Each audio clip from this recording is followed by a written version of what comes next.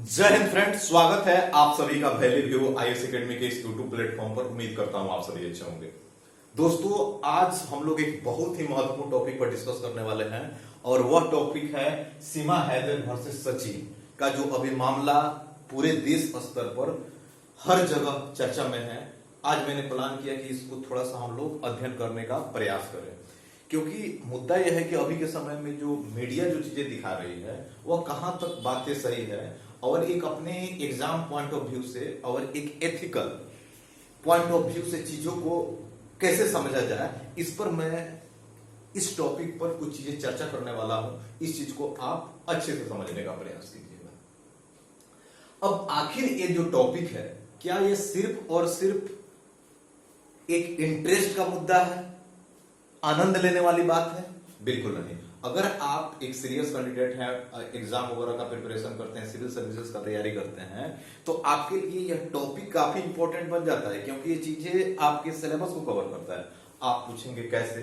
क्योंकि देखिए, जब आप जीएस पेपर थर्ड को जब पलटेंगे तो उसमें एक पेपर है इंटरनल सिक्योरिटी, और इंटरनल सिक्योरिटी में हम चीजों को जब पढ़ते हैं तो जो हमारी कंट्री के जो अगर देखा जाए जो सिक्योरिटी है कि जो बाउंड्री लेयर है, जैसे पाकिस्तान के साथ हमारा बाउंड्री है, चाइना के साथ हमारा बाउंड्री है, आप देखेंगे भूटान के साथ हमारा बाउंड्री है, बांग्लादेश के साथ हमारा बाउंड्री है।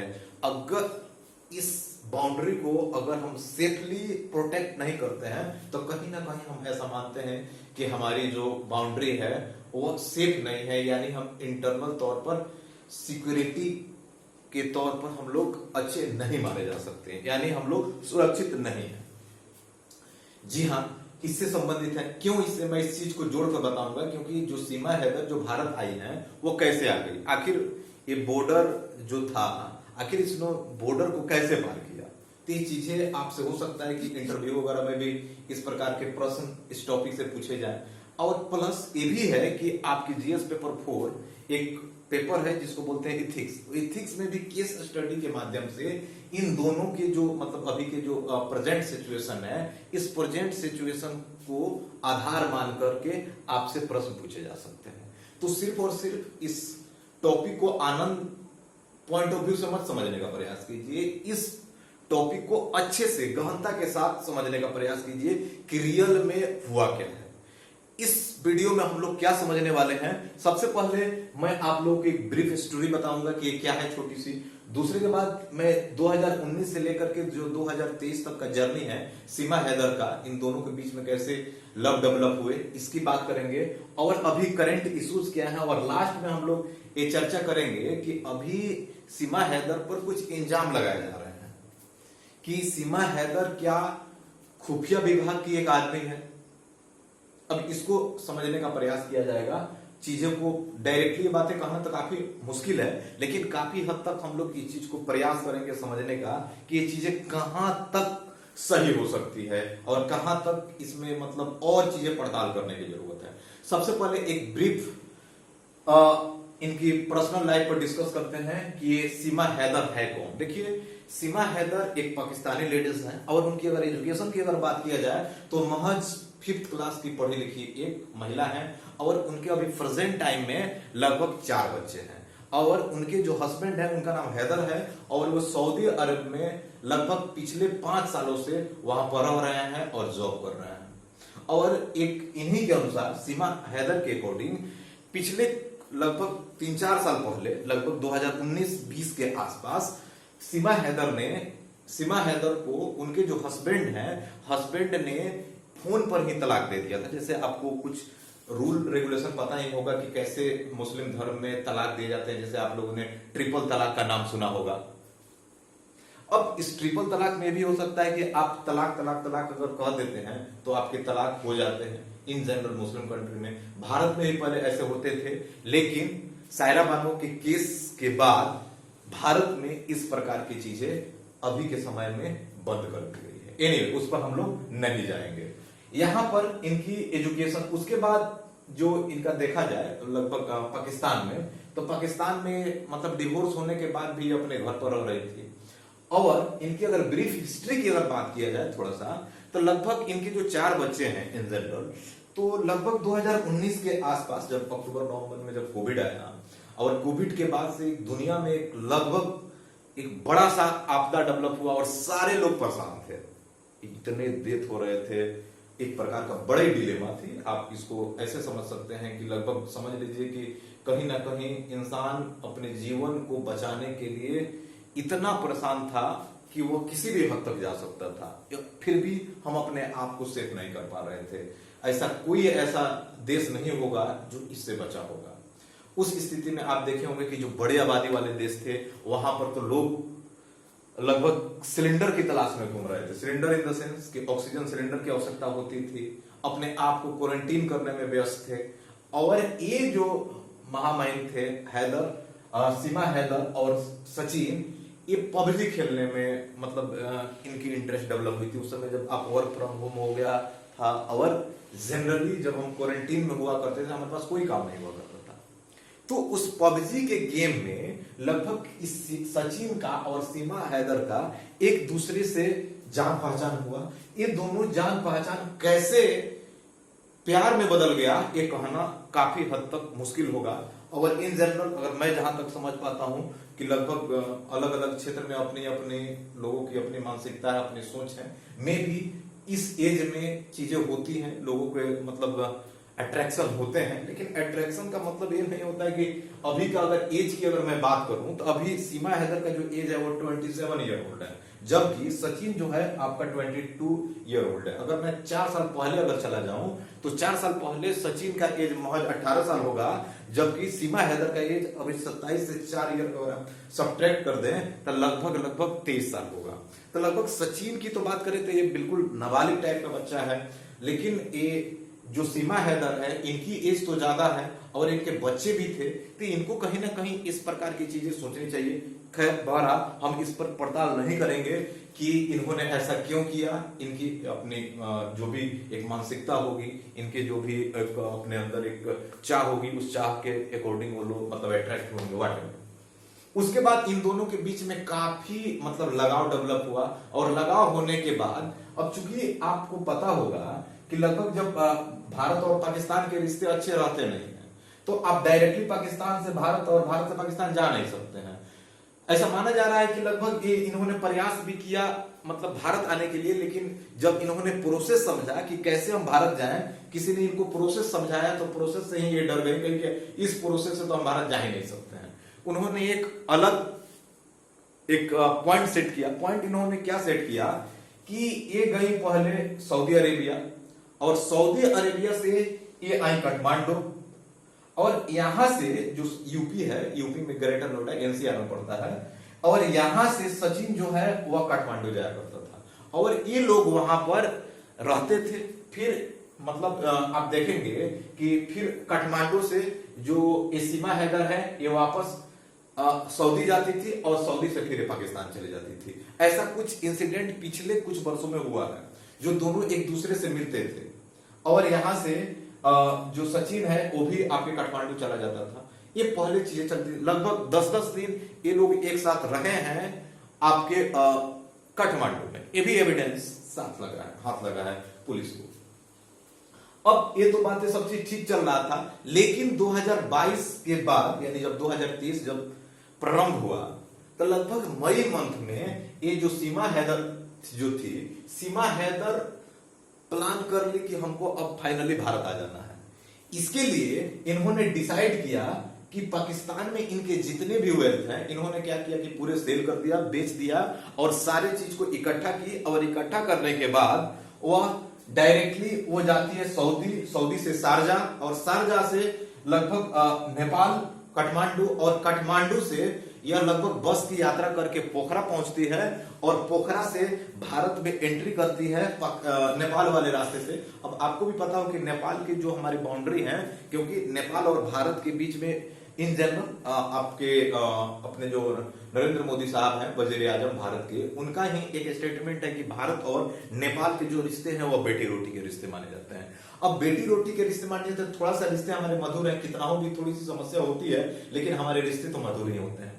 तो लगभग अगर एक सीमा हैदर अगर बाउंड्री पर जाती है भारत और नेपाल के और 4 बच्चे दिखाती है और एक कहती है कि इस बच्चे के पिताजी मतलब दिल्ली में काम करते हैं, हम उनसे मिलने के लिए जा रहे हैं, इन बच्चे की तबीयत खराब है, आप मुझे जाने दीजिए। कोई भी सिक्योरिटी जहां पर भारत और पाकिस्तान के बॉर्डर इतने ओपन है, तो मुझे नहीं लगता है कि ये चीजें कोई खास करके जो पुलिस ऑफिसर होंगे वहां पर या हमारे बीएसएफ के जवान होंगे, वो जवान इसको रोकने का प्रयास करेंगे, डेफिनेटली नहीं रोकने का प्रयास करेंगे। और उन्होंने इस सीमा हैदर को बोट क्रॉस करने दिया और ये यहाँ पर जो ग्रेटर नोएडा का जो जगह है, एक गांव, उस गांव में पहुंचती है और ये दोनों लोग एक साथ रहने लगते हैं। बकायदा ये सब चीज ठीक चल रहा होता है, फिर ये लोग प्लान करते हैं कि शादी कर ले दोनों आदमी। लेकिन शादी करने के लिए आपने मूवी देखा होगा, चाहे वो आप गदर देखे हो, चाहे आप बिरजारा देखे हो, इस टाइप की मूवी देखे होंगे जिसमें मतलब काफी दो मुल्कों के बीच में लव स्टोरी को इन जनरल दिखाया गया है। लेकिन इतना आसान जो मूवी में दिखा दिया जाता है कि ये लो प्रोसेस और प्रोसेस के माध्यम से आप शादी कर लो, ऐसा होता नहीं है इन जनरल। और इस प्रोसेस के को जनरेट करने में एक इन जनरल आपको पता होगा कि एक लॉयर की आवश्यकता होती है। ये लोग बुलंदशहर, एक जगह है वहीं पे बुलंदशहर में एक लॉयर से मिलते हैं और लॉयर ये बोलता है कि ठीक है हम आपकी शादी करा देंगे। और जैसे ही वह जो सीमा हैदर की वह जो एक आइडेंटिटी कार्ड देखता है तो वो आइडेंटिटी कार्ड पाकिस्तान का है। फिर उसके मतलब कुछ डेटा वगैरह देखते हैं तो इस डेटा से ये पता चल उसको कुछ शक होने लगता है। और शक होने के बाद वह वकील सीधे तौर पर कहता है कि देखिए मैं तो आपकी शादी तो करा दूंगा, लेकिन शादी होने के बाद अगर कुछ अनहोनी हो गया तो जो मेरा बस से बसाया हुआ जो घर है, पता नहीं कि मतलब यहाँ मुझे रहना काफी कठिन हो जाएगा। हो सकता है कि मेरा जांच पड़ताल होने लगे कि अगर आप एक वकील थे तो एक इलीगल इमिग्रेंट्स को भारत में शादी करने को कैसे आपने एक परमिशन गारंटेड किया, उस प्रकार के आप कागजात कैसे तैयार किए गए, ये भविष्य में वकील से क्वेश्चन पूछा जा सकता है इन जनरल। इसको लेकर के एक खबर वकील ने पुलिस को दिया और पुलिस को जैसे बातें पता चली वह सीमा हैदर को के पास आने का प्रयास करती है पुलिस। तब तक सीमा हैदर को ये सचिन है उसको यहां से अलग शिफ्ट कर देते हैं। एक जगह है आपको पता होगा बल्लभगढ़ हरियाणा में पड़ता है और इस हरियाणा में लगभग काफी मतलब पड़ताल करने के बाद, ये मई की घटना है, ये जून के लास्ट वीक के आसपास ये पुलिस जो होती है वो बल्लभगढ़ में ये सीमा हैदर को पकड़ने का प्रयास करती है और एटलीस्ट वो पकड़ी भी जाती है। अब पुलिस ने जब सीमा हैदर को पकड़ा और इनसे जब पूछताछ करना शुरू किया, अब इनसे कुछ आप देखेंगे, अब अभी मैं जो इस सारी चीजें जो अभी बता रहा हूं इनको आप करंट इश्यूज के तहत आप समझ सकते हैं। अब जो सीमा हैदर को जब ये सारी चीजें जब पकड़ा गया, सब एविडेंस जब जांच करने लगे पुलिस, तो पता चला कि उसके पास 4 मोबाइल हैं, एक उसमें से एक आध मोबाइल टूटे फूटे हैं। और साथ ही आपको बता दें कि लगभग उनके पास 5-6 पासपोर्ट मिले। आप लोगों में से मैं यकीनन कह सकता हूं कि जो लोग इस वीडियो को देख रहे हैं, आप लोग मोस्ट ऑफ दिस केस में किसी के पास पासपोर्ट नहीं होगा, किसी के गिने चुने लोगों के पास होगा। क्योंकि हम लोग मतलब इतना जनरल, हम लोग इतना उस चीज को लेकर के अवेयर ही नहीं है कि हमें कहां जाना है। जाना होगा तो मे भी हम पासपोर्ट बनवा लेंगे। और दूसरी बात की इससे पूछा गया कि आप कौन से धर्म से हैं, तो मुस्लिम धर्म से हैं। क्या आप यहाँ पर मुस्लिम धर्म के तहत रह रहे हैं? तो नहीं, मैंने धर्म परिवर्तन करके मैं हिंदू धर्म को अपना लिया है। तो इससे पूछा गया कि आप पहले लगभग अभी 27 साल के हैं, तो लगभग एक लंबा तबका आपने पाकिस्तान में बिताया है, तो आपको मुस्लिम धर्म से संबंधित बहुत सारे जो नियमावली हैं, कैसे इस रिलीजन को कैसे मनाया जाता है, जैसे कलमा हो गए, कुरान हो गए, इससे कुछ डेटा पूछा गया। और यकीन मानिए कि सीमा हैदर ने इस बात को डायरेक्टली मना कर दिया कि मैं इस सारी चीजें भूल गई। ये भी इंपॉर्टेंट चीज है। दूसरा ये चीज है कि लगभग भारत में इनके नाम के जो इन्होंने फर्जी आधार कार्ड बना रखे थे 3-4, और उस फर्जी आधार कार्ड में इस सीमा हैदर जो है, इस सीमा हैदर सचिन के पत्नी के रूप में दिखाई गई है। अब ये भी मतलब पुलिस को काफी सोचनीय मुद्दा लगता है। और पुलिस इस मुद्दे पर विचार कर रही है कि आखिर कोई महिला इस प्रकार की चीजें कैसे कर सकती है। सोचनीय मुद्दा है, ध्यान रखिएगा। एक महिला के पास इतने 5-6 पासपोर्ट कैसे हो सकते हैं? आप लोगों में से बहुत सारे लोगों को ये पता होगा कि पहले वीसीआर चला करता था, मूवी वगैरह जब चलते थे, बारात वगैरह में आप जाते थे शादी और पार्टी फंक्शन में, तो आजकल जैसे प्रोजेक्टर सिस्टम जो चलाए जाते हैं वहां पर पहले वीसीआर हुआ करता था, एक लंबी कैसेट आती थी इतनी बड़ी, आप मतलब उसमें इंजेक्ट करते थे, उसके बाद वहां पर जिस प्रकार से सीडी कैसेट होता है, चीजें जो रिकॉर्ड होता है, उस सारी चीजें वहां पर उसमें देखने को मिलती थी। तो लगभग 2 कैसेट वीसीआर के मिले हैं, जिसमें उन्होंने स्पष्ट तौर पर बताया है सीमा हैदर ने कि ये जो कैसेट है वीसीआर के, इसमें मेरे और मेरे पति की शादी के पूरे डॉक्यूमेंट्स हैं। अब यहाँ पर पुलिस ये भी पड़ताल कर रही है कि आखिर भाई ये वीसीआर अभी के समय में क्यों लेकर घूम रही है, क्या कुछ ऐसा डेटा तो नहीं है कि यह इस डेटा को भारतीय लोगों को दिखाना चाहते हैं, क्या ऐसा तो नहीं है कि इस वीसीआर को देखने के बाद कुछ अजीब चीजें हम लोगों के सामने आ जाए। ये थोड़ा सा मुद्दा सोचनीय बन जाता है।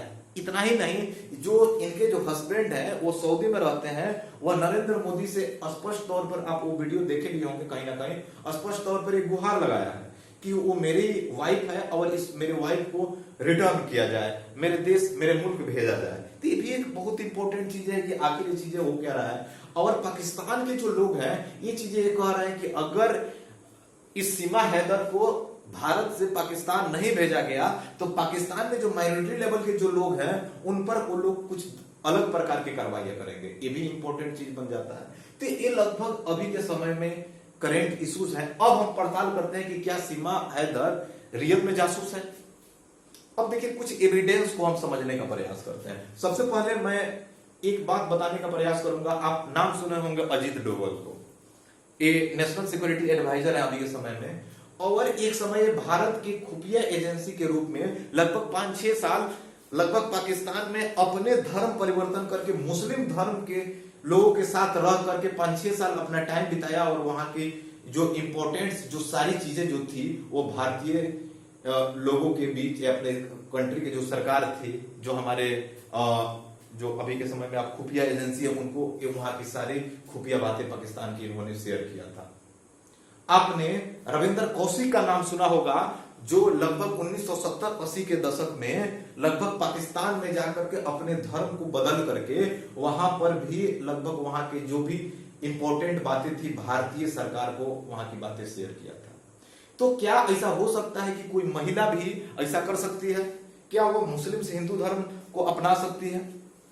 पहला क्वेश्चन। दूसरा क्वेश्चन ये यहां एराइज होता है कि एक 5th क्लास की महिला पास हुई, वो इतना सारे काम कैसे कर सकती है? आप लोगों में से किसी ने अगर फॉरेन का ट्रिप किया हो, चाहे गया हो, मैं अपनी पर्सनली बात कर रहा हूं कि मुझे एक बार अब्रॉड जाने का मौका मिला था, और जब मैं अब्रॉड जाने के लिए मैं तैयार हुआ, जब मैं वहां गया तो काफी हेजिटेशन होती है, जबकि आप लोग में से बहुत सारे लोग पढ़े लिखे होंगे और पढ़े लिखे होने के बाद आप अब्रॉड की यात्रा कर रहे होते हैं, तो उसमें काफी हेजिटेशन होता है इन जनरल कि आखिर कहीं कुछ मिस्टेक ना हो जाए, कोई बोर्डिंग पास में कोई मिस्टेक ना हो जाए, कोई टिकट संबंधी इशू ना हो जाए, कोई पासपोर्ट संबंधी इशू ना हो जाए, कोई वीजा संबंधी कोई इशू ना हो जाए। अगर कोई इश्यूज हो जाते हैं तो उस समय क्या होगा? तो ये कहीं ना कहीं ये चीजें होती रहती है। और एक 5th स्टैंडर्ड की महिला इतना सारा कैसे वो हैंडल कर सकती है? लगभग उसके पास 5-6 सिम भी बराबर किए गए, नेपाल के सिम, इंडिया के सिम, आपके सऊदी के सिम, पाकिस्तान के सिम, इतने सारे सिम उसके पास देखे गए। और खास करके जब मतलब उसका जो पड़ताल हो रहा था, तो उसमें से जो आप पर्स में से जो चीजें दिखाई गई, तो लगभग 50-60 दिन पहले की एक दिन के बस के टिकट कहां से कहां यात्रा हुआ है, सारा डेटा उसके पास मेंशन। तो कहीं ना कहीं ये सारा चीजें थोड़ा सा ये सोचने पर मजबूर कर रहा है कि क्या सीमा जो हैदर है, क्या वह रियल में एक जासूस है, या एक दोनों के बीच में एक गठजोड़ है, एक प्रेम का बंधन है। अब ये कहना थोड़ा सा काफी कठिन हो जाता है, क्योंकि जब तक कुछ एविडेंस हमारे पास नहीं आते हैं और उस एविडेंस के आधार पर हम किसी एक तौर तक नहीं पहुंच पाते हैं, तब तक ये सारी बातें कहना कहीं ना कहीं अतिशयोक्ति लग सकता है। मे बी यह हो सकती है या मे बी नहीं भी हो सकती है। तो इस चीज को लेकर के मैं इन सारे चीजों को आप लोगों के समक्ष प्रेजेंट करने का प्रयास किया। अब जो भी चीजें होने वाला है, अब आने वाले समय में अगर इससे संबंधित कोई अगर अपडेट होता है तो मैं आप लोगों के समक्ष आप लोगों के समक्ष प्रेजेंट करने का प्रयास करूंगा। ध्यान रखिएगा, अब आप लोगों में से बहुत सारे लोग ये पूछेंगे कि सिलेबस से कैसे इंटरलिंक होता है। तो आखिर भारत और नेपाल के बीच में कहीं ना कहीं सिक्योरिटी हमारी वहां पर मिस कर रही है। क्या वहां पर जो बीएसएफ के जवान होंगे या अदर भी सिक्योरिटी होगी, क्या एक छोटी सी बात कहने के बाद क्या आप बाउंड्री को पार करा सकते हैं? क्या उनकी पड़ताल नहीं की जा सकती थी? क्या उस जो सामान लेकर के साथ आए थे, क्या उसकी भी पड़ताल की जा सकती थी? पहला पॉइंट ये भी हो सकता है। दूसरा ये चीज है कि एथिकल पॉइंट ऑफ व्यू से भी आप देख सकते हैं कि क्या सीमा हैदर को जजमेंट मिलना चाहिए? क्या सीमा हैदर जो कह रही है वो सही है या नहीं है, इसको कैसे समझा जाए? इन जनरल अगर आसान भाषा में कहूं तो हर जगह यूपीएससी है, यानी आप किसी भी चीज को आप पढ़ते हैं तो वहां आपको यूपीएससी मिलता है। तो उम्मीद करते हैं कि ये वीडियो आपको पसंद आया होगा। ऐसे ही आने वाले समय में जो भी कुछ करंट अफेयर्स के जो टॉपिक है मैं आप लोगों के समक्ष प्रेजेंट करता रहूंगा। तब तक दीजिए मुझे इजाजत। जय हिंद।